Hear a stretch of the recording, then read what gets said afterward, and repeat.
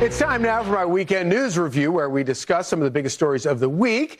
We have the Federalist reporter, Brianna Lyman, joining us. So great to see you. Thank you for being here. First up, it's not just fringe Democrats trading in their defund police signs for abolish ICE signs. It's so-called moderate Democrats, too.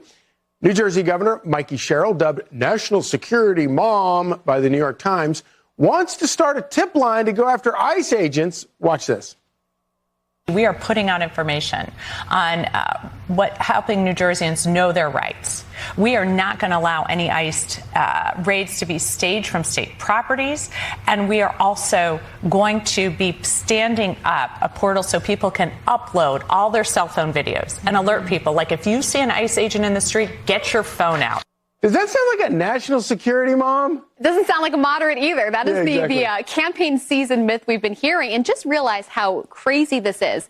Democrats are literally going out of their way to create databases to identify and track law enforcement for enforcing duly enacted law. And the same party could not be bothered for 4 years to figure out and identify who was coming across the southern border, because all they care about is lawlessness that suits their party. It was lawlessness when we had an open border, and it's lawlessness now to obstruct and sabotage the enforcement of federal law, and they don't care. They want that.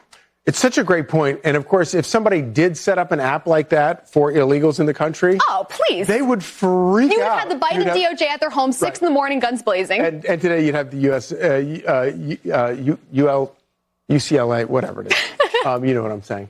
Okay, up next. In an era when newspapers have been shedding readers and going out of business, a brand new newspaper launched this week in L.A. called the California Post. It's the West Coast version of our very own hard-charging tabloid, the New York Post, which is owned and published by our sister company. I mean, we need more newspapers in this country. We need good newspapers, yes, which is why the California Post is here. And the reason that the California Post is able to have been created is because think of the environment that's been around. We have the propaganda press that has peddled hoax after hoax, Russia collusion hoax, Kavanaugh rape smear, the very fine people on both sides, the entire Biden cover-up. People wanted real journalism. So the California Post was able to come out in California, and it's particularly good because California is probably going to be in the spotlight in 2028, and we need an outlet that will bring accountability and justice to all the problems going on in California for Californians and Americans. You know, we're so used to dismissing California as a left-wing crackpot because they keep electing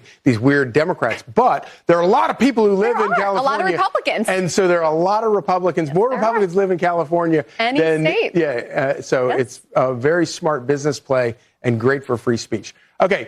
Speaking of scandalous news in California, the state's waste agency is out with a new report showing that despite all the lectures from the left coast liberals and Hollyweird elites, California is recycling less than 2% of its plastics. I love this story because not only are they only recycling 2% after they force people to divide all of their garbage, not only are they only doing 2% of their plastics, they spend $2 billion a year on recycling. Yeah, and California is the poster child for climate change because that is a buzzword that all of these Democrat politicians use to, line their coffers.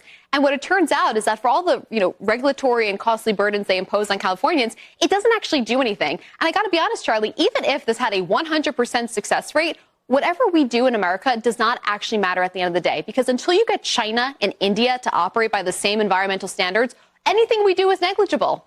That's so true. And all these people, they might feel good dividing all their garbage, and then you put it out on the street, and then it all gets dumped into It's virtue signaling. It's all virtue signaling. Okay, and then there's this. After federal taxpayers, that would be you, paid $2 billion to build a new sewer system in your nation's capital, 300 million gallons of sewage went gushing into the Potomac River this week. One of the largest sewage spills in U.S. history. Cleanup efforts could reach $10 million. One local river keeper describes the sewage saying the vile and putrid smell from the torrent of sewage discharging to the Potomac River for 8 days straight is one of the most disturbing things I've ever seen in 25 years as a river keeper. And of course, all this can lead to dead zones and harmful algal blooms and massive fish kills. Of course, it's all still sort of a little bit frozen right now because it's so cold there. It's going to thaw. It's going to be disgusting. This, ladies and gentlemen, is where your Environmental Protection Agency is located, in this city.